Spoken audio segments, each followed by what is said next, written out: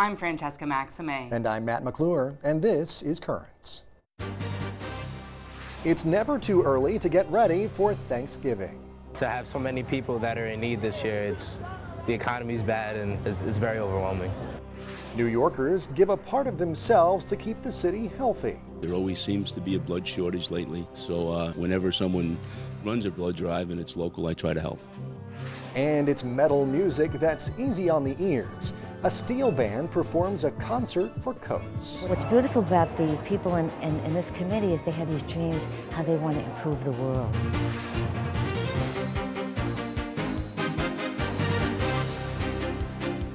Well, good evening, and thank you so much for joining us tonight. Well, you can just about taste the turkey and the stuffing, or the dressing in your case. That's right. Thanksgiving is almost here. Southern boy here. And on a day when many people have much to be thankful for, quite a few others don't really have enough. And if statistics are anything to go by, the situation has not shown any sign of improvement. Data from the Department of Agriculture shows that 1 in 7 U.S. households couldn't get adequate food last year. They couldn't buy enough. And although that number remained virtually unchanged from a year earlier, it is still the highest level in 15 years. Many organizations are doing what they can to help, including Catholic Fellowship of New York City. This past weekend, ahead of Thanksgiving, the group held their monthly food pantry event. And as we found out, the fellowship is seeing more and more people in need. We volunteer once a month at the Immaculate Conception Church in the Bronx. This is actually the Saturday before Thanksgiving. We have a great group of volunteers. We give out food, and we're getting everybody ready for Thanksgiving. So we've had a nice batch of donations from other people other than the food pantry, and hopefully we'll be able to take care of everybody this year. Catholic Fellowship of New York City try to bring together Catholics throughout the New York City metropolitan area for fellowship, for mass, for social events, and sometimes for volunteer events like this. The need in our neighborhood and in the whole city has gone up considerably. Last year we were averaging about 80 people a month, 80 families a month that would come to us. Just last month it was 210 families. We know it's close to 300 for today who have come here. All the while the agencies that regularly supply these programs throughout the city are running out of money, they're running out of products to give. So it's a time of great need. I've seen numbers in the 200s, and I think that's overwhelming. To have so many people that are in need this year, the economy's bad and it's understandable, but it's very overwhelming. I guess it's been rougher, especially these past couple of years with unemployment rates going up and everything. So there's definitely a concern. There's always a concern in the Bronx, for local families. I've had a number of families talking to me. One woman in particular in tears in my office. She had spent a year college educated, good job. She used to help out in her parish doing just this work, and now she's having to come to us for assistance and for her kids and for her. And this has been the story repeated over and over again. A part of the Franciscan spirituality is to not only to serve the poor, but to be able to identify with the poor.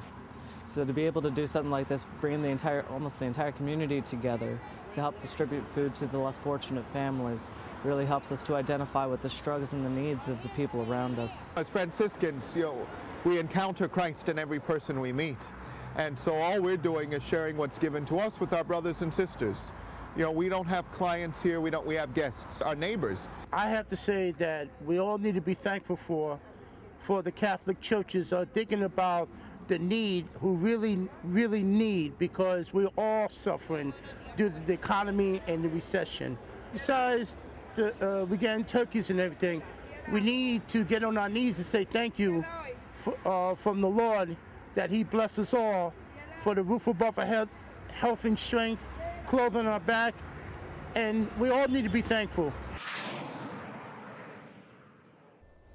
Give thanks for what you have. Well, some very appreciative people there, obviously, and some volunteers enthusiastically helping those who are less fortunate. Stay tuned, there's much more Currents ahead. When we come back, condoms were not the only subject the Pope talked about in a just-released book. We'll have more on what Benedict had to say and the rest of the day's headlines.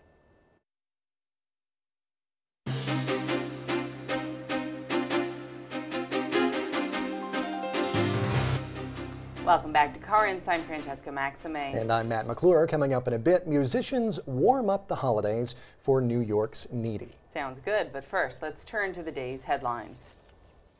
One of Pope Benedict's personal assistants died after being hit by a car Tuesday. Rome Reports has more on the death of this member of the pontifical family. Manuela Camagne was one of 4 women living in the papal apartment to service the Pope's household. She was tragically hit by a car and died hours later from head trauma. She was part of the pontifical family and was responsible for cleaning the apartment, kitchen, chapel, and clothing of the Pope. In his recent book interview, Benedict XVI said that he often eats lunch with the caretakers and stewards of the residence. Manuela Camagne was a consecrated layperson in the Catholic movement, Communion and Liberation. Now that the Pope's new book has been on store shelves for more than 24 hours, more details are emerging about what Benedict had to say on issues besides condom use. In an interview for Peter Seawald's Light of the World, the pontiff reaffirmed church teaching that homosexual acts are intrinsically disordered and that God's will is for marriage to be between a man and a woman. He went on to say that homosexuality is incompatible with the priesthood as well. At the same time, the Pope said homosexuals should not be discriminated against because of their orientation. Elsewhere in the book, Benedict said he would resign if he became unable to carry out his duties, and he called the clergy sex abuse scandal a great crisis. Well, following up now on some stories we told you about before, a federal appeals court ruled Tuesday that a Catholic nurse who says that she was forced by a New York City hospital to assist with an abortion, well, that she cannot sue her employer. Katharina DiCarlo says Mount Sinai Hospital administrators threatened disciplinary action if she did not assist with an emergency late-term abortion in 2009, even though they knew she objected. DiCarlo's lawyers, though, say the procedure was not an emergency and the mother-to-be was not in a life-threatening situation. The Second Circuit Court of Appeals ruled that the law does not allow her to file a personal suit against the hospital. One of her lawyers appeared on Currents in June to talk about the case. Well, we told you earlier this week that a Pakistani Christian woman who faces the death penalty for blasphemy had been pardoned by that country's president. Well, it turns out that that is not the case. Several media outlets reported Monday that Pakistani President Asif Zardari pardoned Asia Bibi, who has been behind bars for nearly 15 months for insulting the Prophet Muhammad. Today, CNN reports that Bibi will be pardoned because Zardari believes that she is innocent, but that the pardon has not happened yet. And back in this country, a Philadelphia priest suspended after immigration officers raided his parish was hawking get-rich-quick schemes online while also serving the church. Father Geraldo Pinheiro called himself Jerry from Philly online while endorsing candle-selling companies, life coaching, and other businesses. Reports say Pinheiro appeared on blogs and Facebook not wearing his priestly collar, but promising recruits they could make fast cash by selling different products. The Archdiocese of Philadelphia bans priests from secular work. It is not clear why immigration agents raided his parish. Well, back here in New York, locals took some time out to give of themselves in a very big way this holiday season. The Archdiocese of New York and the New York Blood Center co-sponsored a pre-Thanksgiving blood drive earlier this week, and our cameras were there. I think particularly with the week of Thanksgiving is an opportunity to do something that expresses our thankfulness for our health and that God has given us, and sharing that health with others. Certainly for us, the blood of Jesus, which was shed on the cross to give life to us, eternal life. So indeed, it could have special significance. But the blood drive is open to all peoples of all faiths, and people of no faith are certainly welcome to express their thanksgiving and their interest in life by donating blood. As part of the regular donation process, donors will be offered the opportunity to also get screened for cholesterol and for diabetes. There always seems to be a blood shortage lately, so whenever someone runs a blood drive and it's local, I try to help. Well, they give you the juice and cookies afterwards, it kind of, helps to build up the strength a little bit. When I got out of service, the Red Cross and the Armed Forces were looking for blood donors. I said I had such an easy time in World War II. The least I could do is donate blood, and I wound up doing it 75 or 80 times. A number of years ago, my mother had cardiac bypass surgery, so they had to give her 5 transfusions. So 5 total strangers gave blood and saved my mother's life. And so I think it's really important that people come out and give blood, because you never know when it's going to be your relative. Perhaps they're going through cancer treatments or they've been in a car accident, and the blood has to be there immediately. And so that's why I try to encourage others to donate all the time. You sit, you relax, you squeeze the little device every couple of seconds, and it's no different than just giving a regular blood test at a lab. You just have to think of the good you're doing. Well, the New York Blood Center says it needs 2,000 donations a day to keep up with the city's demand. Well, there will be unprecedented demand at one New York City mission tomorrow as volunteers serve Thanksgiving meals to the poor. The Bowery mission says it expects to serve as many as 7,800 meals tomorrow, the most in its history. The organization told the Christian Post that they will have enough food to go around. The traditional meal will include turkey, mashed potatoes with gravy, yams, cranberry sauce, and more. Making me hungry already. Well, President Barack Obama issued his annual Thanksgiving proclamation on Tuesday and thanked God for the nation's blessings. Some faith-based groups criticized the president for only mentioning God once in passing in last year's proclamation, but he did make 2 direct references to God and God's blessings this time around. Well, meantime, the president pardoned 2 lucky turkeys this morning at the White House. This year, President Obama spared the lives of birds named Apple and Cider. You see them here. The turkey pardon has been a Thanksgiving tradition at the White House since George H.W. Bush was in office. The 45-pound birds will spend the rest of their days at George Washington's Mount Vernon Estate and Gardens. And finally, Catholic dioceses across the globe will participate in a worldwide pro-life vigil this weekend. It will all coincide with Pope Benedict's special Mass to mark the beginning of Advent at St. Peter's Basilica on Saturday evening. The pontiff asked the Catholic faithful to join him in prayers for life. In Brooklyn, Bishop DiMarzio will celebrate Mass at St. James Cathedral Saturday afternoon at 4. And stay tuned, there's much more currents coming up. Just ahead, setting your alarm to something different. It's Catholic Faith on New York Radio. What started in a small bell tower is now an international network.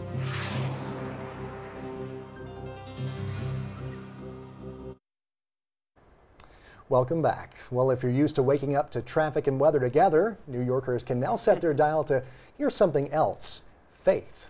For sure. It's called Radio Maria, a uniquely Catholic radio station. And earlier this week, the station's program director, Monsignor Hilary Franco, and its president, Dr. Florinda Iannacci, came by here to talk about Radio Maria with our Natalia Ortiz. Thank you so much for being with us today.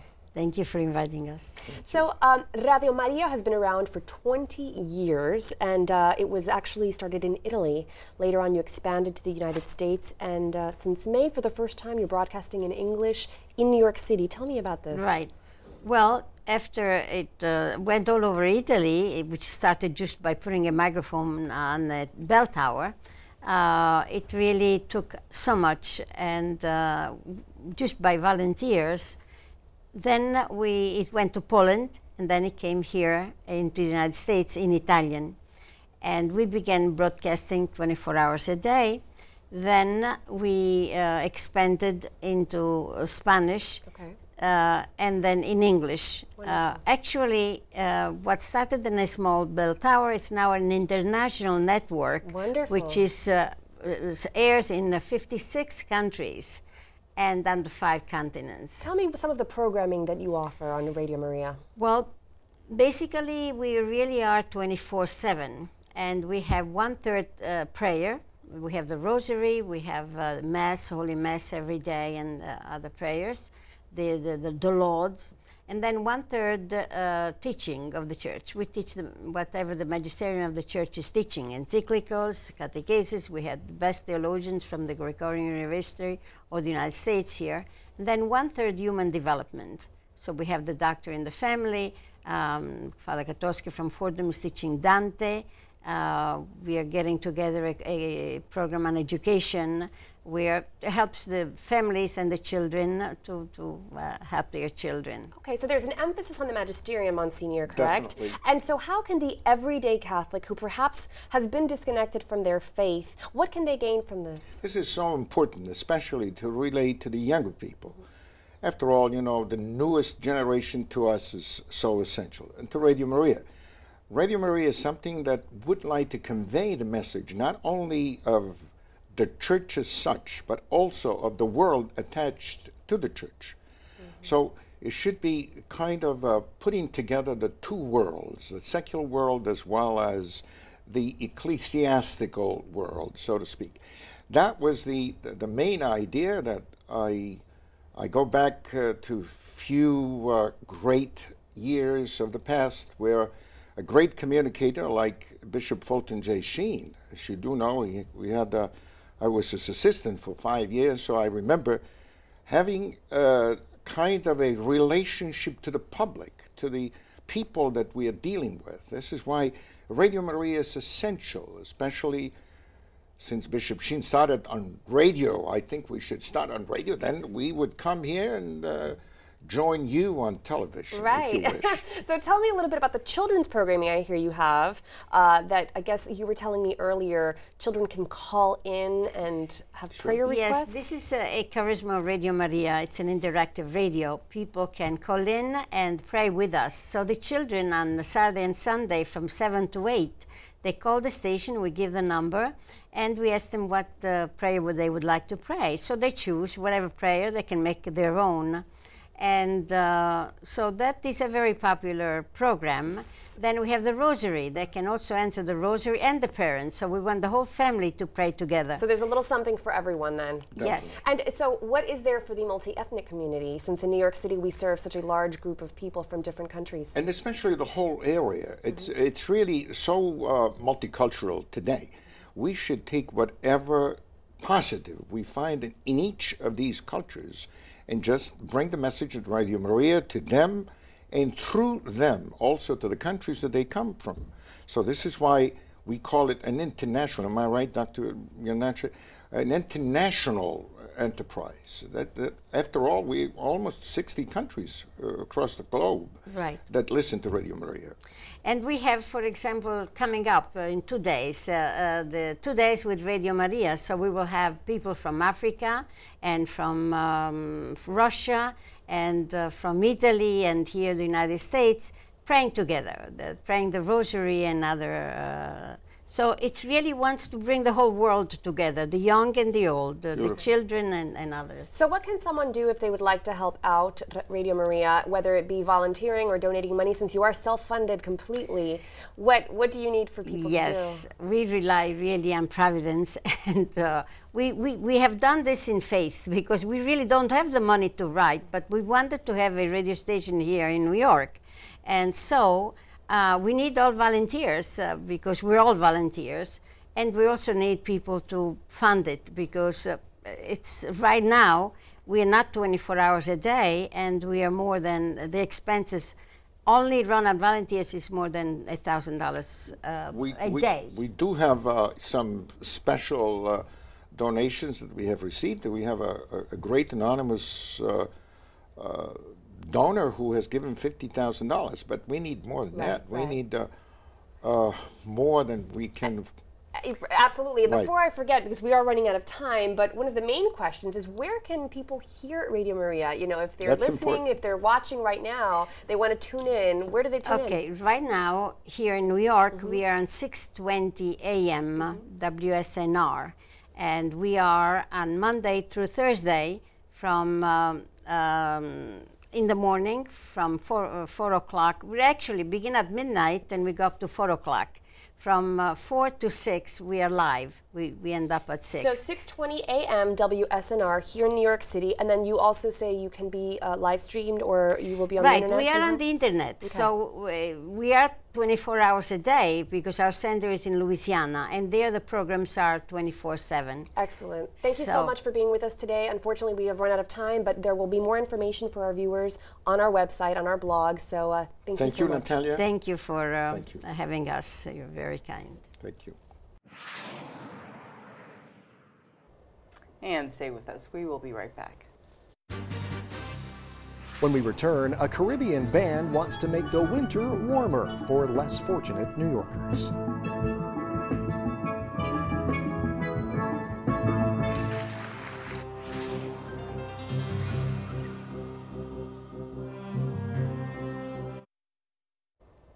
Finally tonight at the top of the show, we took you to the Bronx for a little pre-Thanksgiving giving. We end tonight in Queens with another charitable event and something that you don't hear much this time of year. Steel drums. They usually don't equate the two, at least not here, you know, steel drums and Thanksgiving. Well, that sound of the islands was echoing through St. Clair's in Rosedale, where they held their annual concert for coats.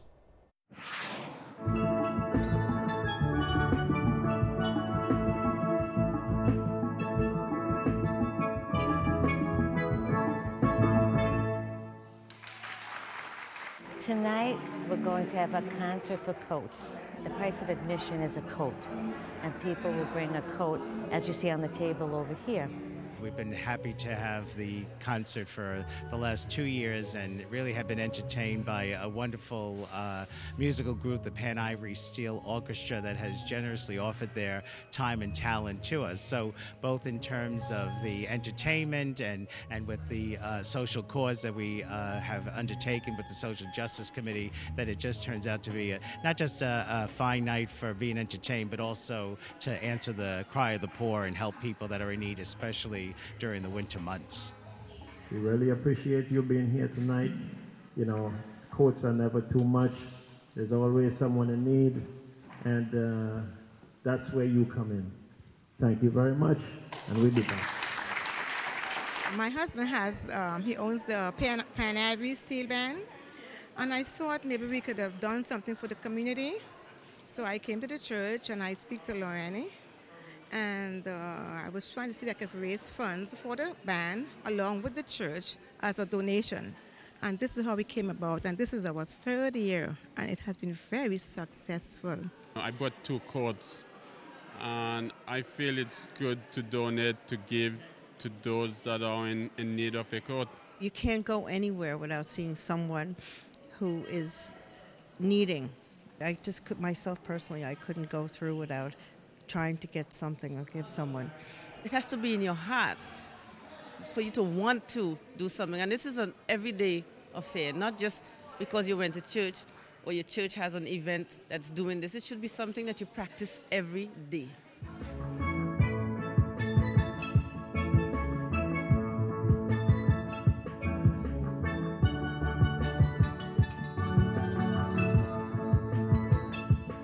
What's beautiful about the people in this committee is they have dreams. They have dreams of how to create the kingdom. They don't call it that language, but when you listen to them, they have these dreams how they want to improve the world. And in little steps, you know, our little place, you know, we do what we can. Over the years, we have been able to fill up at least 2 to 3 vans of coats. So the response has always been very, very high and to the point of overwhelming for us as people come and bring their coats to us, that it is going to satisfy the needs of many people at the holidays and through the winter months.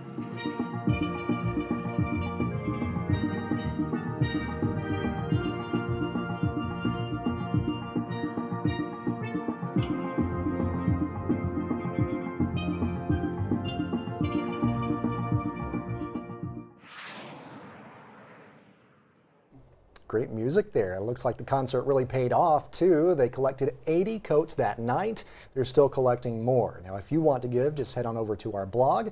It's called Riding the Wave, and it's on our website at currentsny.net. You know, a lot of people have Christmas in July kind of things. This is almost like the opposite of that, where they have, like, you know, July, summertime music around the holidays. It's pretty cool. Anytime you hear steel drums, you think of the Caribbean and warmer temperatures and all of that, but really it's obviously very cold here in New York this time of year. And as if you're in need, I mean, you definitely need to have something warm. What a great idea to marry the coats and the concert, an innovative way to bring people in and to donate. Yeah, and then something, of course, that, as you said, it gets cold in New York in the wintertime, and so it's something that's very much needed.